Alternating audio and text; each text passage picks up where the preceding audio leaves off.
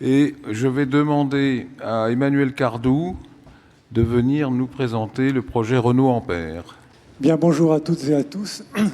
Emmanuel Cardou, je vais parler au nom de l'association Renault Histoire, et c'est effectivement d'histoire automobile que nous allons parler maintenant, à travers cette présentation que j'ai intitulée « Histoire d'une innovation, le véhicule électrique ».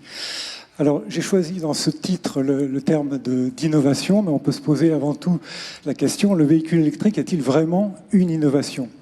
Alors, à cette question simple en apparence, on peut répondre oui. Oui, effectivement, le véhicule électrique est une innovation au regard des technologies qu'il embarque, la batterie, l'électronique de puissance, la motorisation électrique, au regard également des prestations qu'il apporte, le silence, l'automaticité intégrale de conduite. Oui, il est en rupture avec le véhicule à moteur thermique et donc c'est une véritable innovation.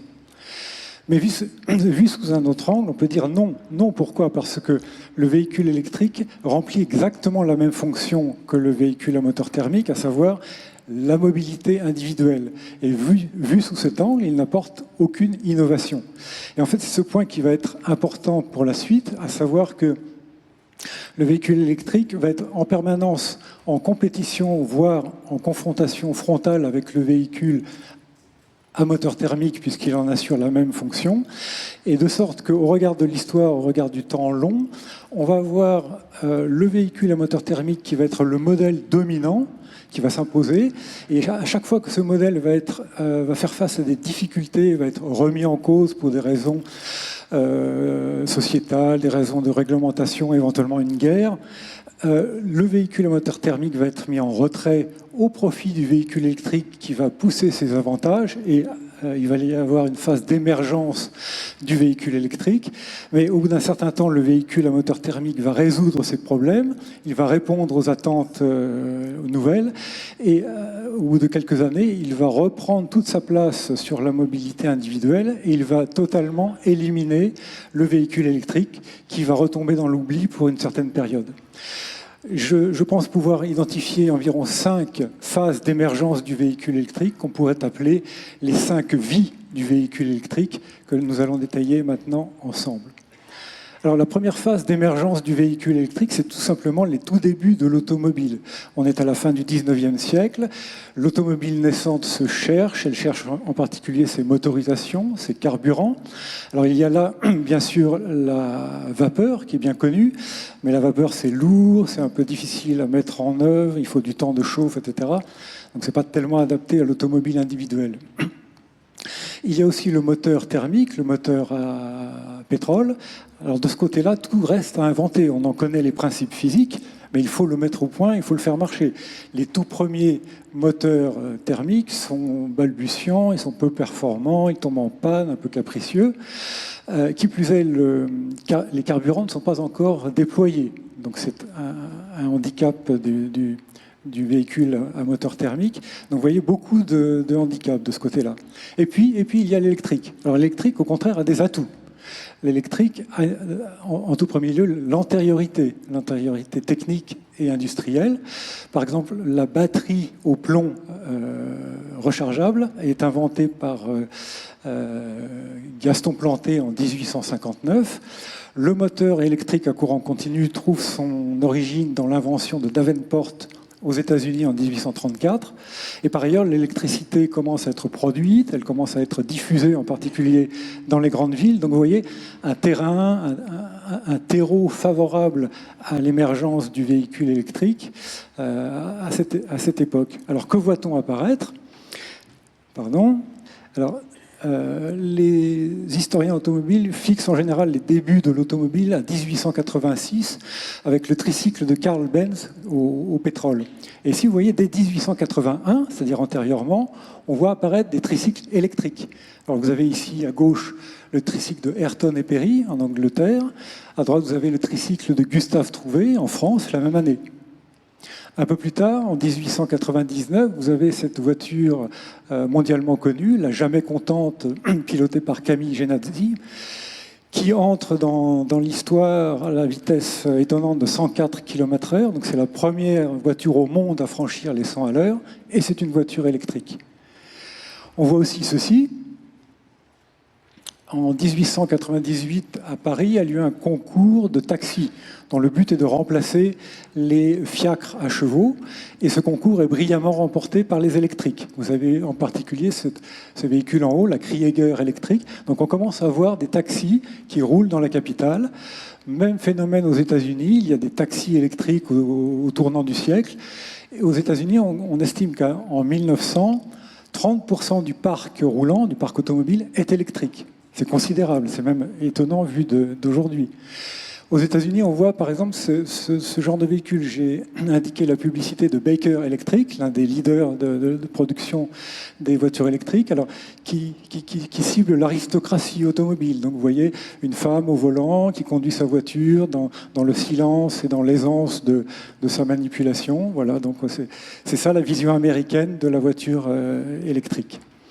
Alors, est-ce à dire pour autant qu'à cette période, l'électrique a sa voie toute tracée, qu'il va s'implanter durablement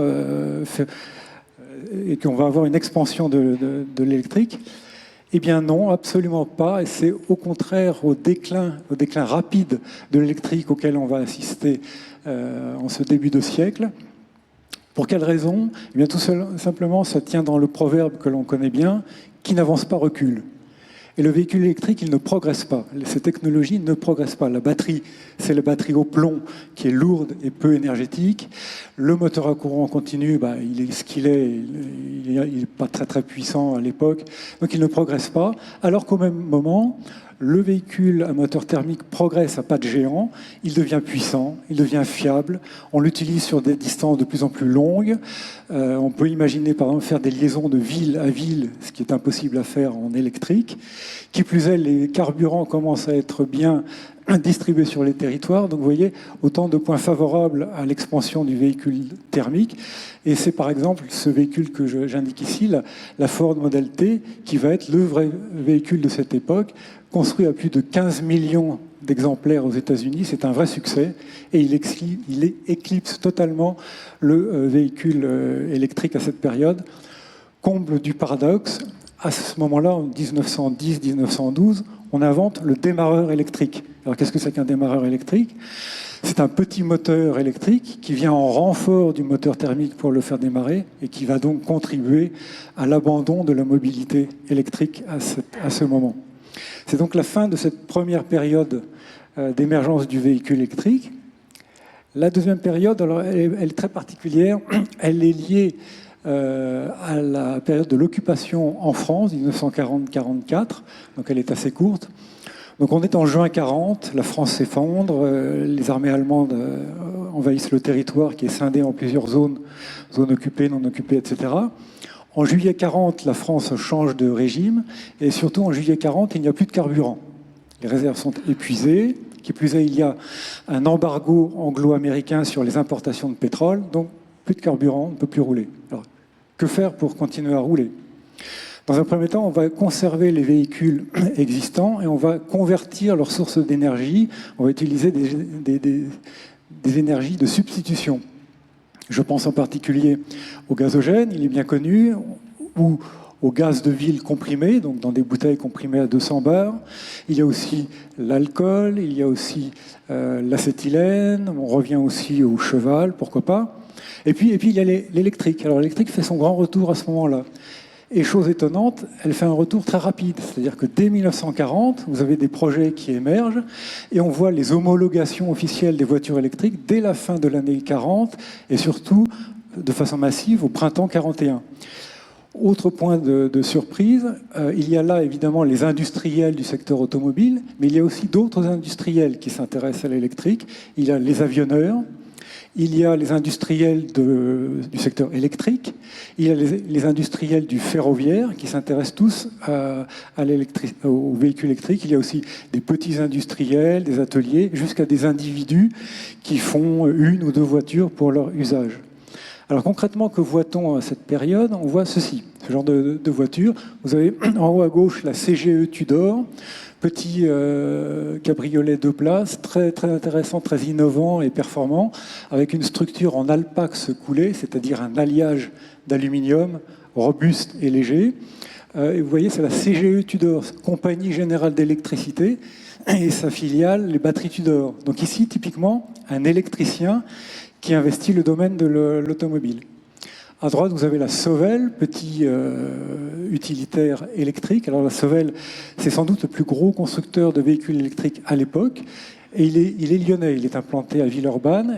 Et ça fait sans doute de la région lyonnaise la capitale du véhicule électrique à cette période. On voit aussi ceci en bas, des réflexions sur le petit véhicule urbain électrique. Vous avez ici à gauche l'œuf électrique de Paul Arzins, très étonnant, très innovant, avec une structure en duralumin, très légère et robuste, l'utilisation pour les vitres de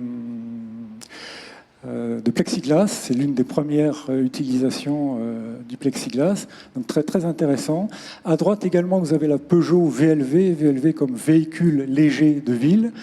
Donc là, il cible typiquement la légèreté avec un véhicule de 360 kg, 2 personnes, et là encore très, très intéressant pour la ville. On trouve également ceci.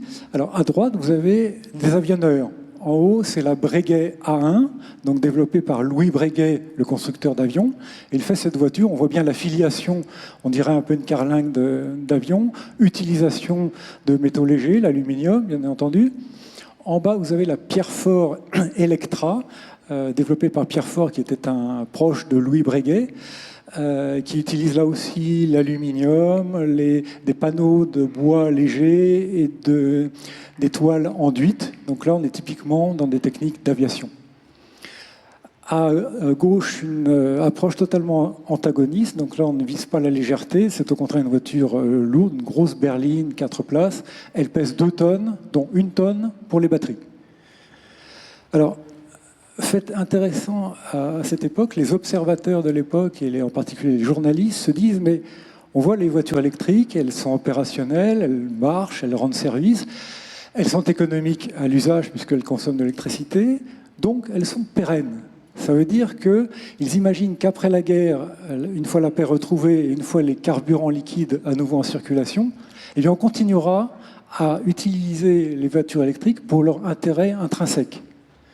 C'est intéressant. Alors, qu'en est-il de ces prévisions et de ces projections? Eh bien, en réalité, elles sont totalement démenties par les faits, à savoir que dès la paix revenue et avec le retour des carburants liquides, on abandonne totalement, presque du jour au lendemain, le véhicule électrique au profit des voitures à moteur thermique. On remet en production les modèles d'avant-guerre, je pense en particulier à la traction avant Citroën, la Peugeot 202, la Renault Juva 4 et quelques autres. Et puis rapidement, on va mettre en production des nouvelles générations de voitures orientées après-guerre, je dirais. Je pense ici à la 4 chevaux, la Dyna Panhard, la Peugeot 203, un peu après la Citroën 2 chevaux. Autant de voitures qui vont faire le bonheur des Françaises et des Français pendant les 30 glorieuses. Et donc c'est la fin du véhicule électrique, le véhicule électrique apparu avec l'occupation et qui disparaît en même temps qu'elle.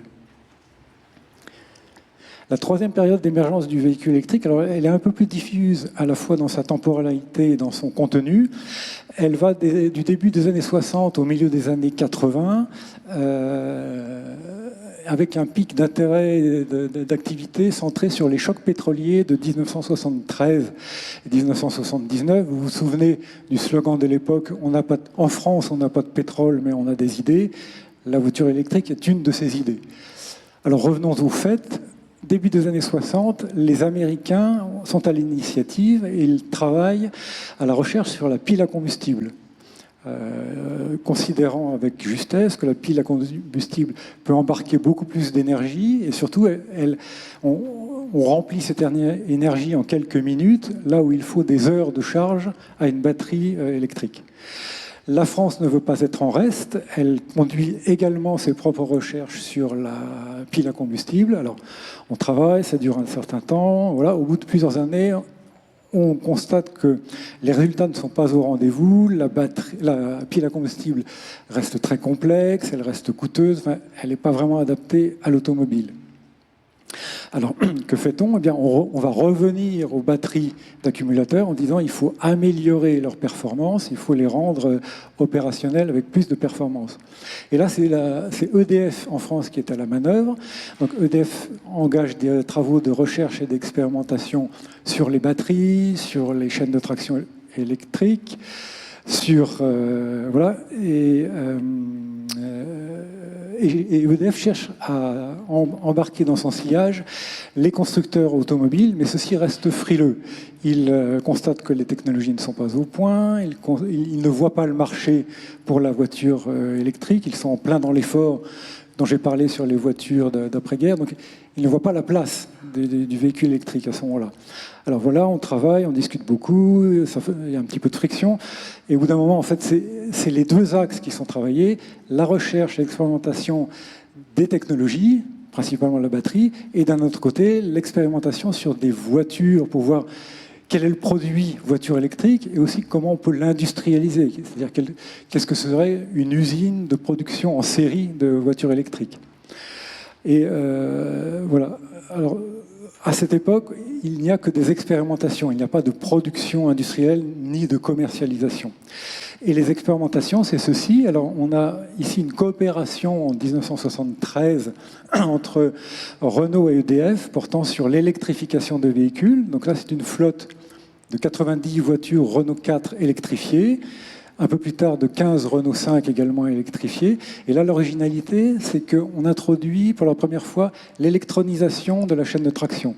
C'est-à-dire, en amont du moteur électrique à courant continu, on va avoir un hacheur pour piloter et donner un peu plus de performance à la motorisation. En bas à gauche, vous avez un peu la même approche par la CGE. J'en ai parlé tout à l'heure. La CGE, elle revient sur le domaine de l'électrique avec cette petite camionnette. Environ une dizaine ou une douzaine produites. On reste dans l'expérimental. À droite, vous avez aussi Peugeot qui s'intéresse à l'électrique et qui électrifie sa 104 et puis ultérieurement sa 205 électrique qu'on voit ici. Innovation de l'époque, on passe aux batteries alcalines, c'est-à-dire batteries nickel-fer, plus tard remplacé par du nickel-cadmium, qui en augmente la performance. Là, on passe à 50 Wh par kilogramme, c'est le double de la batterie au plomb. Alors, malgré tous ces efforts et ces progrès, à cette époque, on va rester sur le modèle thermique. Pourquoi? Parce que le véhicule électrique, il reste cher, et surtout, on va traiter la question énergétique, la question du pétrole, par une nouvelle génération de voitures très économiques à produire, à utiliser, des véritables voitures de crise. J'indique ici la publicité de la Renault 5 qui sort en 1972. La Renault 5 est une vraie voiture de crise. Elle va être très populaire, tout le monde va l'utiliser, production 5 millions d'exemplaires. Et c'est finalement avec ce genre de véhicule qu'on va passer cette période d'interrogation sur l'énergie et non pas avec l'électrique qui disparaît. Au tournant des années 80, plus personne ne s'y intéresse, mais à peine franchie cette période, une nouvelle période d'intérêt apparaît pour l'électrique et qui est liée à une nouvelle attente sociétale, c'est la lutte contre la pollution, en particulier dans les grandes villes. On veut dépolluer l'air des villes, et là encore, la voiture électrique apparaît comme une solution. Ceci d'autant plus qu'il y a aussi des progrès sur les technologies et les voitures électriques. Il y a par exemple ceci, en bas à droite, la présentation de cette voiture, la General Motors Impact, absolument remarquable d'un point de vue véhicule électrique, basse, légère, avec un CX remarquable de 0,19, une batterie dans un rack longitudinal extractible, batterie au plomb, ultérieurement remplacée par du nickel métal hydrure, chaîne de traction à courant alternatif asynchrone et charge inductive. Donc un concentré de technologie dédié à l'électrique. En France, c'est le groupe PSA Peugeot Citroën qui est à la manœuvre et qui veut devenir leader du secteur en électrifiant ses gammes de voitures. En premier lieu, les voitures utilitaires qui sortent en 1991, suivi peu après de l'électrification de ces Citroën AX puis Saxo qui sortent en 1995, et également la Peugeot 106 qui est électrifiée. Le groupe Renault n'est pas en reste, même si l'effort est un petit peu en retrait, et qui électrifie sa Clio électrique, qui sort également en 1995, ainsi qu'un petit utilitaire, l'Express électrique. Fait notable à cette période, on généralise l'utilisation du nickel-cadmium, beaucoup plus performant, mais aussi plus coûteux. On voit apparaître aussi ceci, des petits constructeurs, en marge des grands constructeurs qui s'implantent dans ce domaine. J'en citerai deux. Jeannot, le producteur de bateaux de plaisance en Vendée, qui a une filiale automobile et qui fabrique cette petite voiture, la Lyra électrique, là encore avec batterie nickel-cadmium, là qu'on distingue bien. À La Rochelle, le groupe S2ER qui fabrique ce petit utilitaire, la Volta, utilitaire de 500 kg de charge utile à batterie plomb. Alors, est-ce qu'à cette époque, le véhicule électrique va enfin émerger durablement? Eh bien, malheureusement, une fois de plus, non. Et c'est un faux départ du véhicule électrique auquel on assiste. Pour quelles raisons? D'une part, il reste en concurrence avec le véhicule thermique qui reste avantageux d'un point de vue prestation et d'un point de vue coût. Et puis surtout, la préoccupation de fond de cette période qui était comment dépolluer l'air, eh bien, elle est traitée de façon conventionnelle sur les moteurs thermiques, à savoir qu'on va dépolluer les moteurs thermiques. Comment? Eh bien, avec le déploiement des systèmes à injection essence associés au pot catalytique essence. Et puis côté diesel, un peu la même chose avec l'injection diesel et la montée en pression, 1600 bars, 2000 bars. Voilà. Et ça finit mal, ça finit comme ceci. General Motors rappelle toutes ces voitures Impact EV1 et ça finit au pilon, comme vous le voyez. Mais à peine cette phase est-elle terminée qu'une dernière phase apparaît. Alors là, on la connaît tous, on l'a tous en tête. C'est une nouvelle attente sociétale qui est liée au réchauffement climatique, au réchauffement global. Et on sait que le secteur du transport est un gros pourvoyeur de gaz à effet de serre. Et donc pour cette question, une fois de plus, la voiture électrique apparaît comme une solution intéressante, si tant est que l'électricité qui sert à charger ces batteries soit elle-même produite de façon décarbonée. Voilà, donc on a à nouveau une émergence de voitures électriques. Je vais essayer d'accélérer un peu.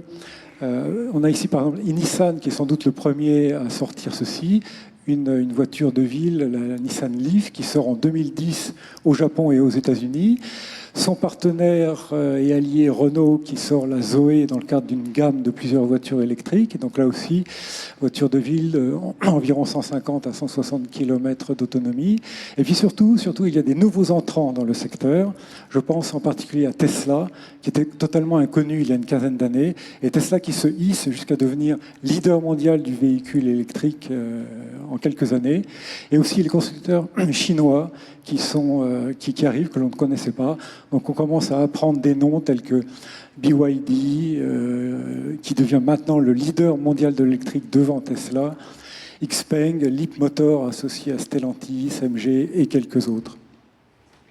Et voilà, donc j'en ai pratiquement fini concernant cet exposé. Donc, vous voyez que la vie du véhicule électrique n'est pas un long fleuve tranquille. Aujourd'hui, il approche les 17% de pénétration.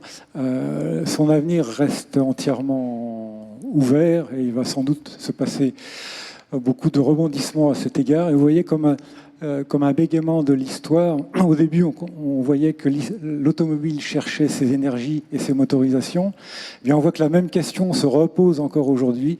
On cherche les bonnes motorisations, les bonnes énergies. Le pétrole reste le modèle dominant.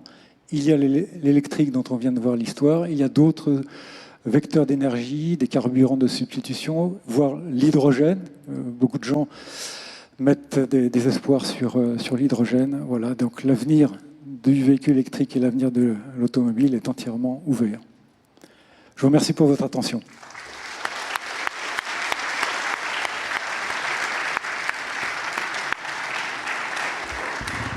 Merci beaucoup pour cette fresque historique et tournée vers l'avenir.